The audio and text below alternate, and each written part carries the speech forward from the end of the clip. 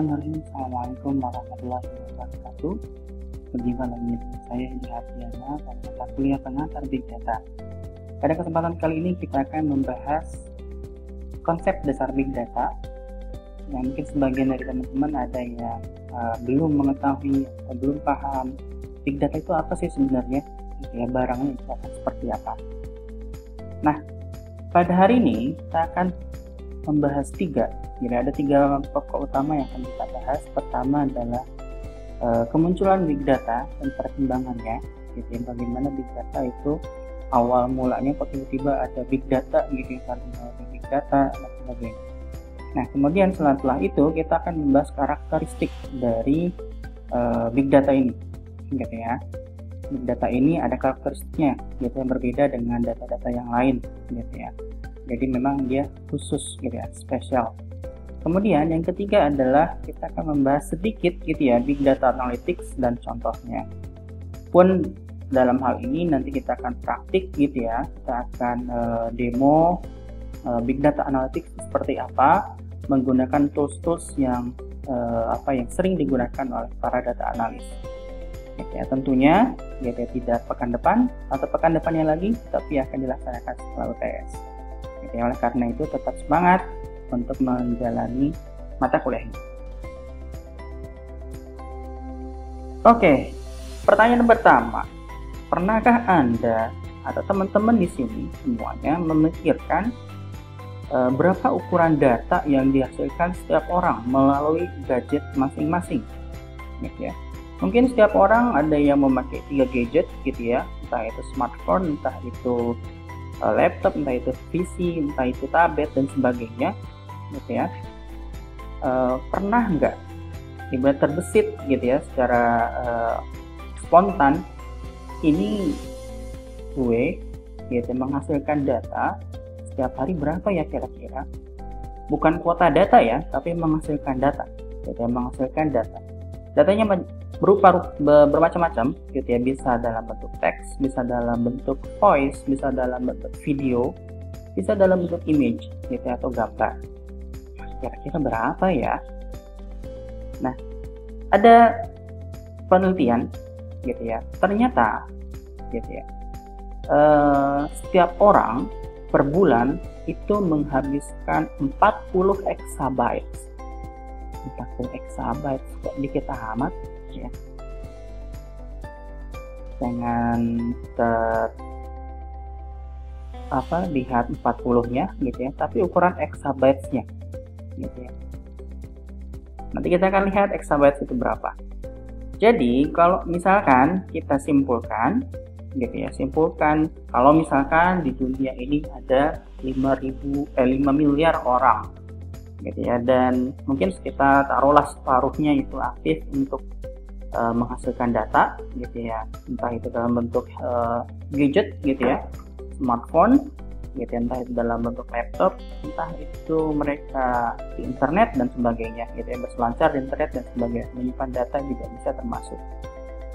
Kalau kita hitung, gitu ya, maka kemungkinan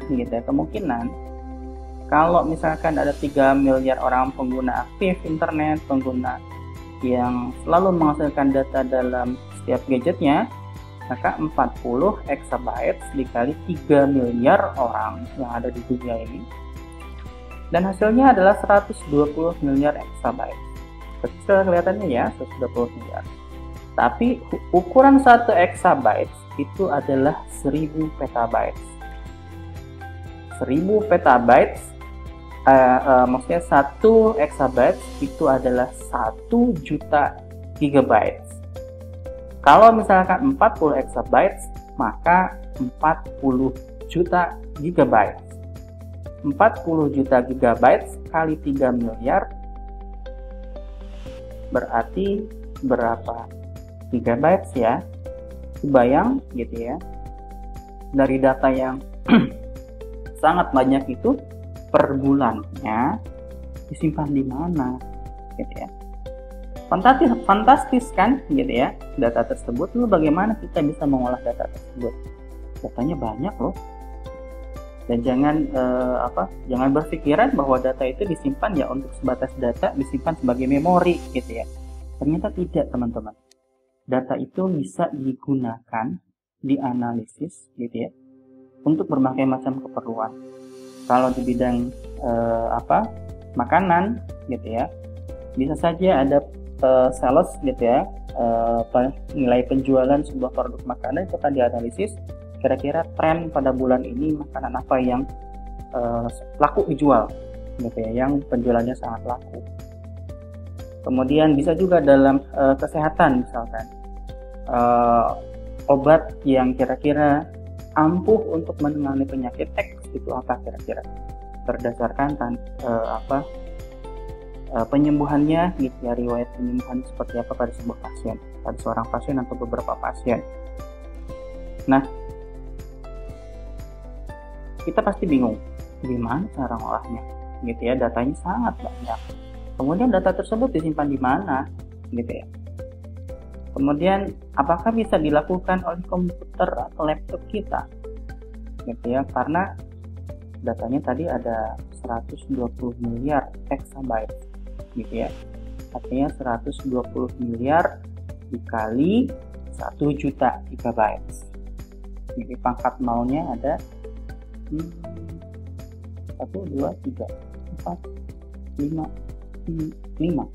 ya, nolnya pangkat 5, bahkan lebih gitu ya, ada 15, pangkat 15, luar biasa gitu ya. Nah, semua fenomena tersebut gitu ya, datanya yang sangat banyak, kemudian kita harus memprosesnya bagaimana. Tentunya tidak bisa diproses dengan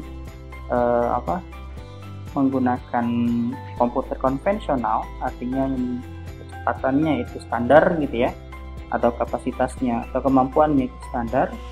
Itu tidak bisa gitu. Dan tadi gitu, karena datanya itu banyak, berarti pasti di dalamnya itu banyak jenisnya, banyak tipenya gitu ya.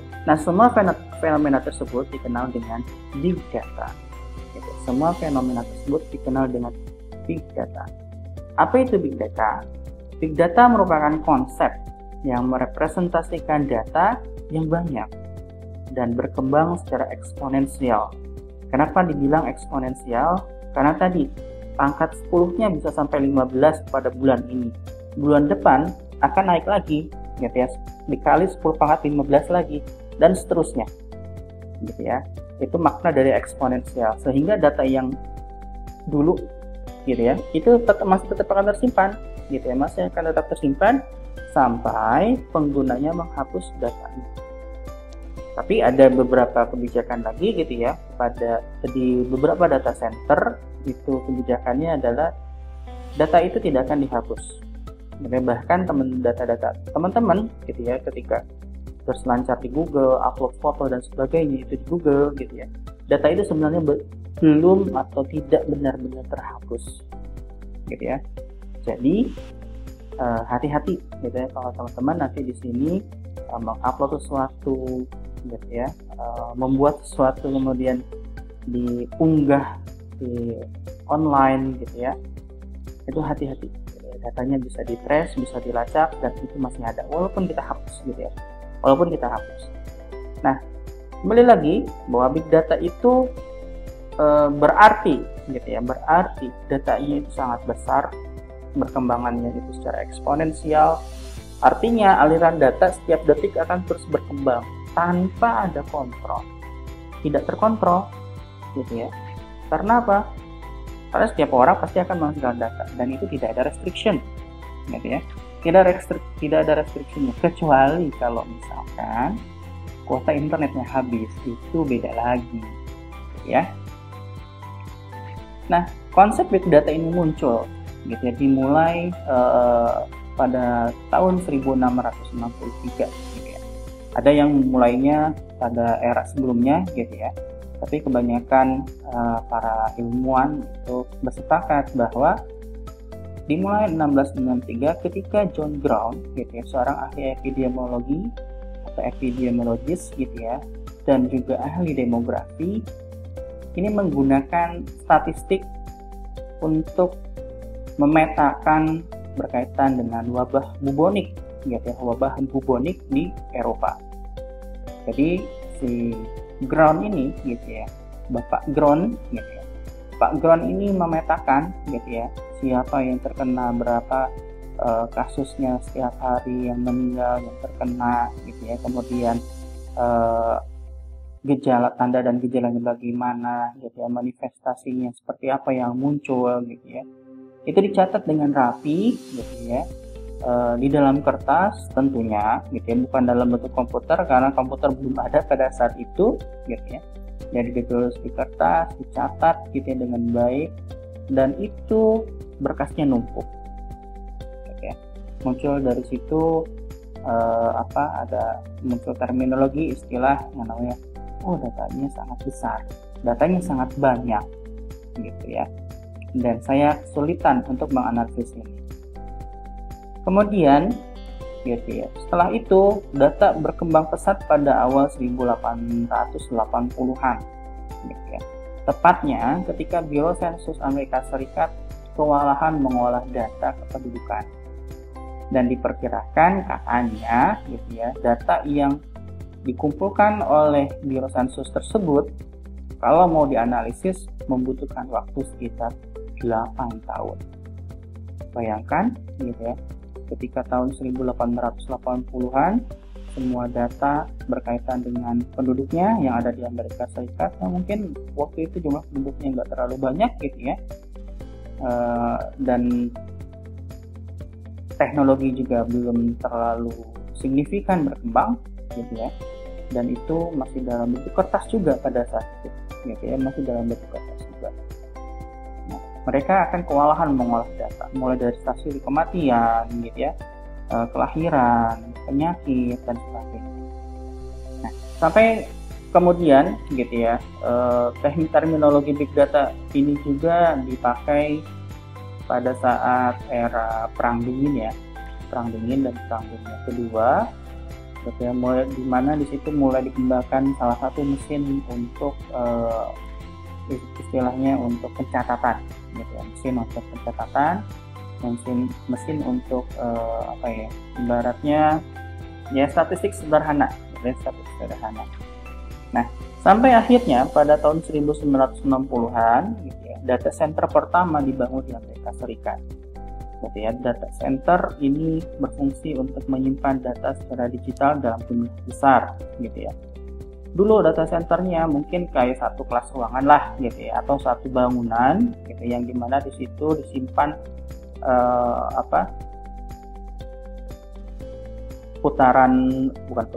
lembaran pita, gitu ya, isinya ada data, gitu ya. Dan kemudian ada juga dikembangkan juga pada saat itu 1990-an itu adalah media penyimpanan data dalam bentuk kepingan magnetik. Kalau dulu kita kenalnya ada floppy disk, gitu ya, disket. Nah, itulah pada saat itu 1960-an, gitu ya, 1970-an itu mulai dikenal namanya dengan disket, gitu ya. Kemudian ada yang pita roll, gitu ya, yang sangat banyak, yang bisa menampung gambar-gambar atau video, gitu ya, di proyektor dan sebagainya. Nah, itu dimulai dibangun tuh pada saat itu data centernya, ya, data center yang pertama. Nah, kemudian, gitu ya, ada karakteristik yang menandakan atau menjadi ciri khasnya big data, gitu ya. Setidaknya pada konsep awal itu ada 3 V namanya, ya, 3 V's. Yang pertama adalah volume. Jadi di konsep big data, di terminologi big data, gitu ya, karakteristik yang pertama adalah volume. Artinya data dan informasi yang ada pada saat itu, gitu, sangat besar. Tidak dapat disimpan dalam penyimpanan data konvensional, gitu ya. Harus canggih, artinya sudah bisa terintegrasi, gitu ya. Bisa penyimpanannya itu kecil tapi bisa muat banyak dan sebagainya. Jadi big data karakteristik yang pertama itu adalah volume datanya atau jumlah datanya atau kapasitas datanya sangat besar. Yang kedua, variety. Dengan kapasitas data yang sangat besar, tentunya tidak hanya satu macam, bisa berbagai macam, gitu ya, atau bisa bervariasi, gitu ya. Nah, itu bisa dalam bentuk image atau gambar, bisa dalam bentuk video, bisa dalam bentuk audionya saja, atau bisa dalam bentuk teks, angka, gitu ya. Untuk jadi variety, gitu ya, berkaitan dengan variety berarti data yang ada yang jumlahnya sangat besar itu bervariasi jenisnya. Kemudian yang ketiga, V yang ketiga adalah velocity. Dengan jumlah data yang sangat besar, dengan tipe yang sangat banyak, gitu ya, maka dibutuhkan sebuah penyimpanan yang harus cepat, gitu ya. Kita harus nyimpan cepat, gitu ya. Setiap orang pasti nyimpan setiap detik, gitu ya, data itu. Maka pemrosesannya harus cepat. Pemrosesan untuk penyimpanan dan pemrosesan untuk pengolahan data, gitu ya. Oleh karena itu, big data, di eranya big data, gitu ya, data-data yang ada itu pasti menggunakan sebuah perangkat yang sangat cepat, superkomputer, gitu ya. Superkomputer. Kalau kita misalkan di laptop atau di komputer masing-masing, paling kita bisa mengolah datanya maksimal, gitu ya, 4 terabyte, gitu ya. Atau ada yang mungkin 12 terabyte, gitu ya. Atau ada yang masih 1 gigabyte, gitu ya. Ngopi 1 gigabyte aja bisa 10 menit, gitu ya. Nah, tapi kalau di teknologi yang menggunakan big data ini, gitu ya, itu memungkinkan 1 GB itu hanya dikerjakan dalam waktu milisecond, gitu ya, milisecond. Jadi bisa kebayang, gitu ya, seberapa cepat komputer tersebut untuk mengolah data, mengolah aliran data yang sangat banyak dan berbagai jenis, gitu ya. Nah, kemudian setelah konsep 3V ini dikembangkan atau dimunculkan, muncul 2V lainnya. Ya, para ilmuwan sepakat bahwa dari jumlah data yang sangat besar itu, gitu ya, harus ada aspek lain, yaitu berkaitan dengan veracity.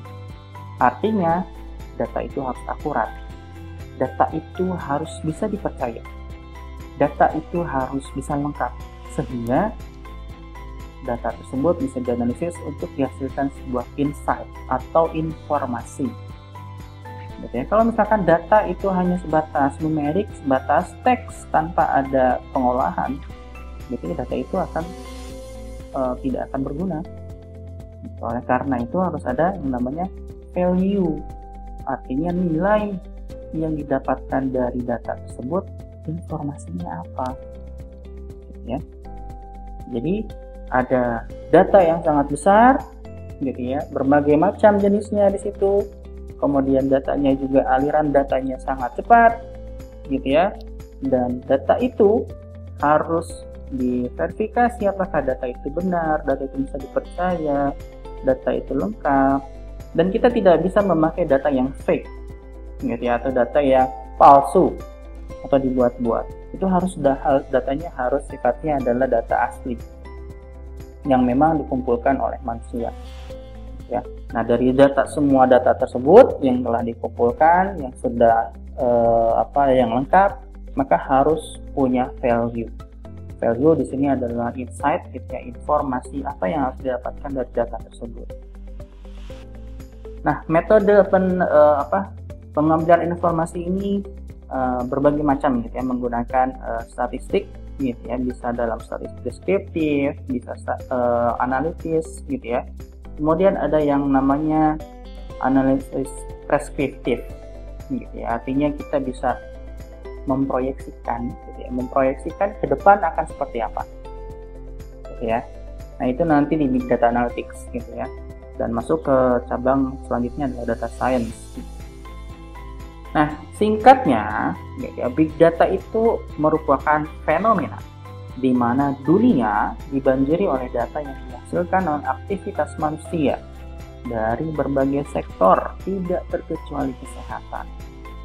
Ya, tidak terkecuali kesehatan. Memang pada prinsipnya, gitu ya, pada prinsipnya big data itu lebih banyak adanya itu di sektor industri, gitu ya, manufaktur, kemudian commerce atau retail gitu ya, kemudian sektor pendidikan juga bisa gitu ya, dan sektor kesehatan mungkin gitu ya, datanya ada tetapi penggunaannya saja yang masih minim. Tapi kalau untuk sektor retail gitu ya, itu luar biasa. Sektor retail itu sampai sekarang pun gitu ya, itu yang menjadi trending nomor 1 ya, sektor retail. Karena apa? Karena retail itu berkaitan dengan bisnis ya. Kalau misalkan kita tidak bisa menguasai berkaitan dengan analisis bisnis, maka bisnis kita bisa jadi close atau ditutup atau bankrupt ya, bangkrut. Selanjutnya gitu ya, data yang dihasilkan dari fenomena ini gitu ya, harus diolah sedemikian rupa sehingga menghasilkan informasi yang bermanfaat. Nah, nanti tekniknya ini dikenal dengan Big Data Analytics. Nah, Big Data Analytics ini kita akan demo gitu ya, nanti setelah UTS seperti apa sih bentuknya gitu, biar teman-teman juga paham, oh ternyata kayak gini ya Big Data Analytics gitu ya. Susah-susah gampang gitu ya, karena kita tidak akan belajar secara dalam gitu ya. Saya akan berikan tools yang lebih memudahkan teman-teman untuk melakukan Big Data Analytics. Nah, selanjutnya gitu ya, penyimpanan data. Penyimpanan data pada konsep Big Data ini pasti teman-teman akan bingung. Kalau datanya adalah 120 miliar exabytes, maka disimpannya dalam bentuk apa? Ya, disimpannya dalam bentuk apa? Berapa hard disk yang harus dibeli? Gitu ya. Berapa SSD yang harus disimpan?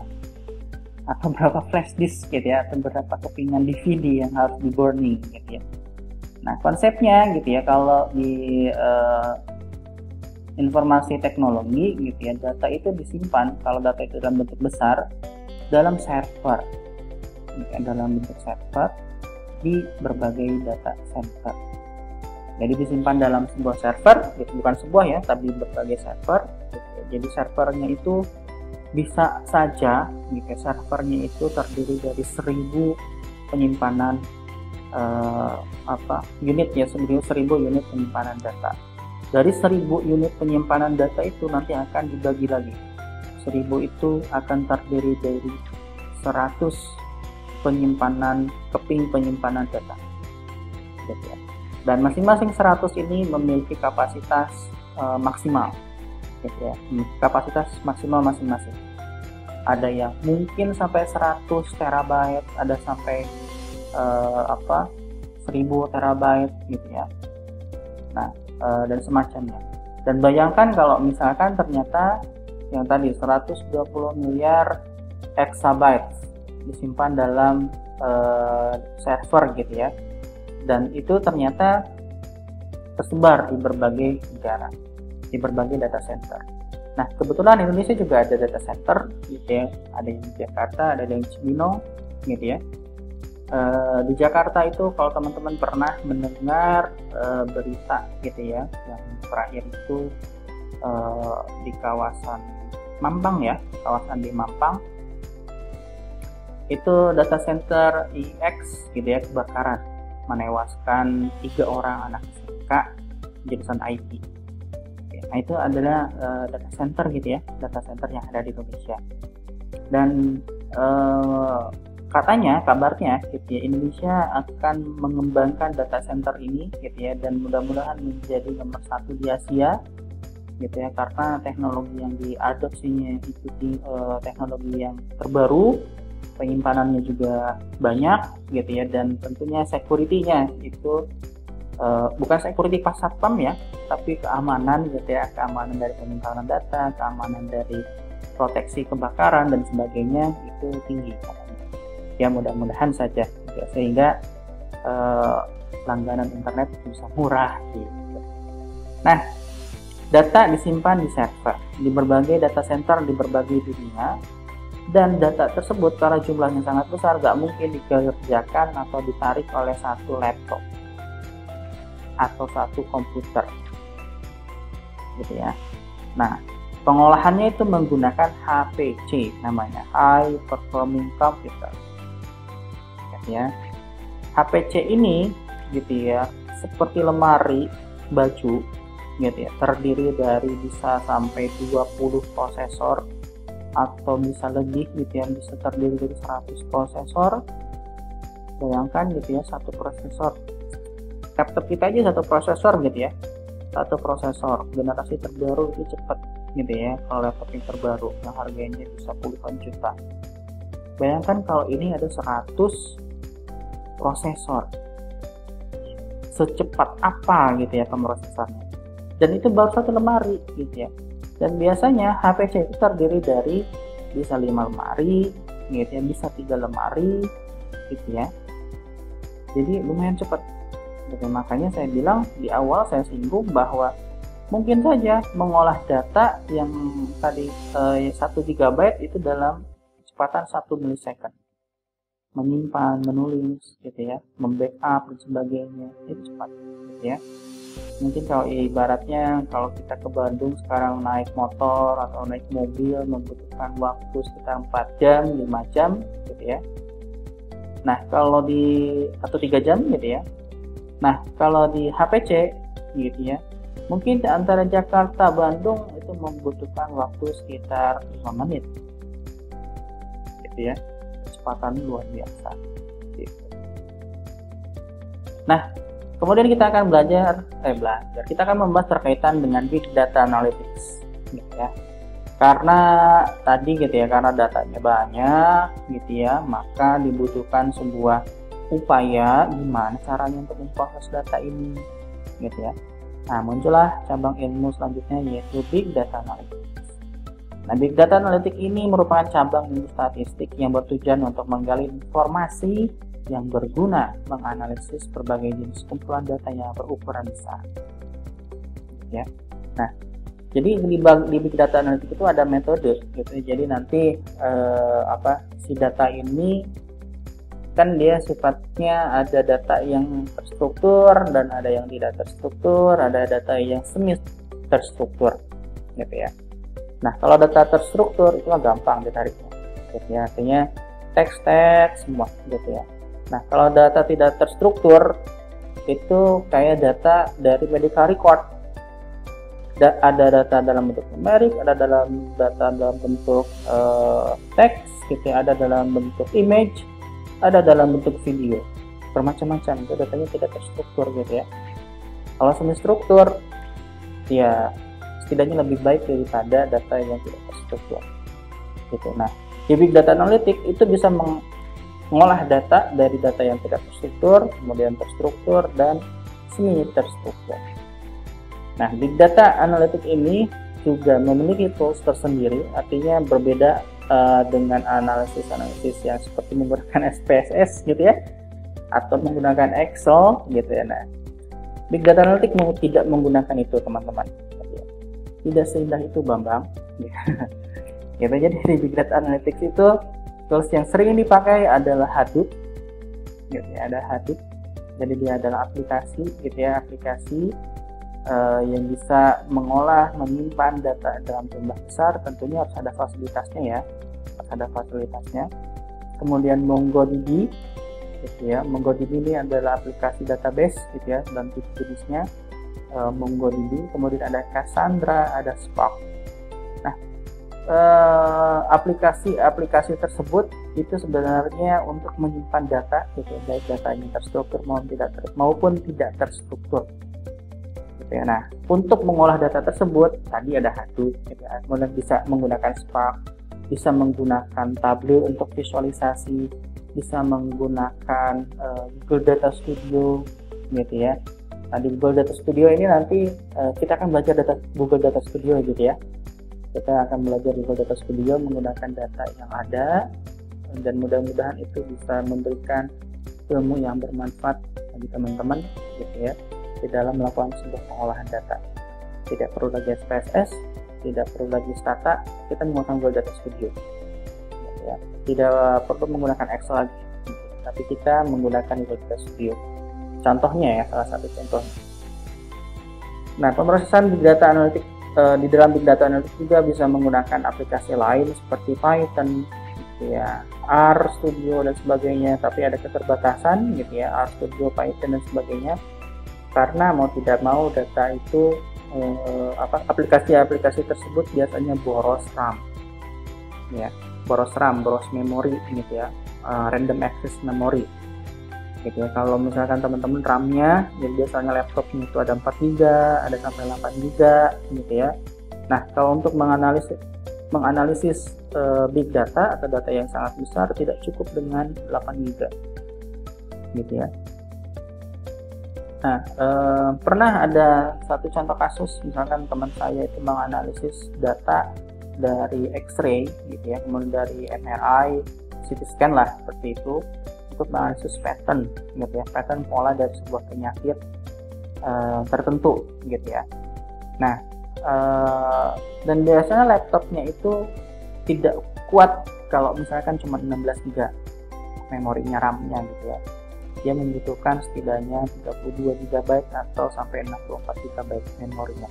Berapa cuan itu yang harus dikeluarkan, gitu ya. Nah, memang pada dasarnya big data ini akan membutuhkan investasi yang sangat besar, gitu ya, terutama dalam hal infrastruktur. Tetapi informasi yang didapatkan itu sangat worth it, sangat bermanfaat sekali dan bisa dalam tanda kutip dijual, gitu ya, dan itu harganya mahal. Contoh penerapan dari big data analytics. Misalkan teman-teman di sini, gitu ya, mungkin teman-teman mendengar atau pernah Starbucks, pernah ke McD, gitu ya.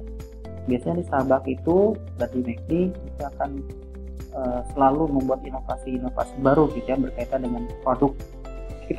Kita ambil contoh berkaitan dengan produk kopi, gitu ya. Nah, suatu pagi atau suatu hari, gitu, pada pagi hari, gitu, produk tersebut mulai dipasarkan, mulai dikenalkan oleh Starbucks atau McD pada pelanggan, gitu ya, di jejaring Starbucks dan McD. Nah, otomatis kan sudah dipasarkan gitu dengan berbagai jenis promo lah dan sebagainya, gitu ya. Ada sales kan, gitu ya, ada sales, ada target penjualan, gitu. Nah, kemudian karena sekarang teknologinya adalah zaman keterbukaan informasi, biasanya orang-orang yang mengkonsumsi produk-produk yang dari brand-brand yang ternama itu pasti akan ngomong di media sosial, akan posting, gitu ya, entah itu review, entah itu mengabarkan ke teman-teman yang lain, ada promo nih kayak gini, ada promo kopi baru nih di McD, gitu ya, rasanya enak, gitu ya, harganya juga lumayan murah, gitu, beli yuk, gitu ya. Nah, pihak Starbucks dan McD, gitu ya, dalam hal ini ada divisi analytics, gitu ya, ada divisi data analisnya, itu akan memantau blog, memantau Twitter, memantau Facebook, atau memantau kelompok forum diskusi lain, gitu ya. Instagram misalkan, gitu ya, kalau misalkan di Instagram itu ada hashtag, gitu ya, maka nanti akan ada menjadi trending atau populer, gitu ya. Nah, mereka itu akan menganalisis reaksi pelanggan, menilai reaksi pelanggan. Kalau di data analytics itu ada yang namanya metodenya adalah social network analysis, gitu. Jadi menganalisis sosial media. Nah, dari sosial media ini akan digali bagaimana sentimennya. Jadi ada analisis sentimen. Analisis sentimen ini nanti akan kelihatan ada positif, ada negatif, ada netral. Positif itu berarti memuji, ya, memuji atau baguslah reaksinya terhadap suatu produk misalkan atau suatu hal. Kalau negatif tentu opositnya, gitu ya, menjelek-jelekan, pokoknya yang buruk-buruk lah. Nah, kalau netral ya reaksinya tidak bisa dilihat, gitu ya, tidak buruk, tidak negatif, tidak positif juga, gitu ya. Nah, dan ini, gitu ya, bisa dianalisis, hasilnya akan keluar ketika siang atau sore. Pagi dijual, kemudian dianalisis responnya, gitu ya, sore itu akan muncul hasil analisisnya. Apakah orang-orang ini menyukai rasanya, gitu ya, apakah harganya terlalu mahal dan sebagainya, sehingga bisa saja nanti promonya diperpanjang, atau gitu ya, produk itu akan bertahan selama 1 minggu misalkan, karena responnya negatif atau responnya kurang baik gitu ya. Nah, dan bisa saja ketika produk ini menjadi andalan dan ingin mendapatkan respon yang positif, tapi yang didapat adalah respon negatif, maka bisa saja si Starbucks ataupun McD ini akan berusaha semaksimal mungkin untuk memperbaiki produk sehingga nilai-nilai persepsinya akan menjadi positif. Itu bisa dilakukan menggunakan teknik data analitik tadi atau data analitik tadi gitu ya. Dan itu data yang dikumpulkan adalah data real time. Nanti kita akan belajar gitu ya, seperti apa sih sebenarnya gitu ya, kok bisa gitu ya data-data yang secara real time itu kita analisis. Oh bisa, sangat bisa. Apalagi kalau misalkan di era sekarang gitu ya, teknologi informasi itu sangat berkembang pesat gitu ya. Oleh karena itu apapun di data yang kita simpan itu hati-hati. Nah, dan pertemuan yang akan datang setelah UTS tadi sudah singgung, kita akan menerapkan konsep big data analytics. Kita juga akan menganalisis social network analysis gitu ya, melakukan social network analysis, kemudian melihat sentimen analysis gitu ya, penyebarannya bagaimana terhadap suatu hal. Nah, khususnya nanti kita berkaitan dengan kesehatan gitu ya, dengan kesehatan. Oke, demikian materi kali ini, semoga bermanfaat. Terima kasih atas perhatiannya. Assalamualaikum warahmatullahi wabarakatuh.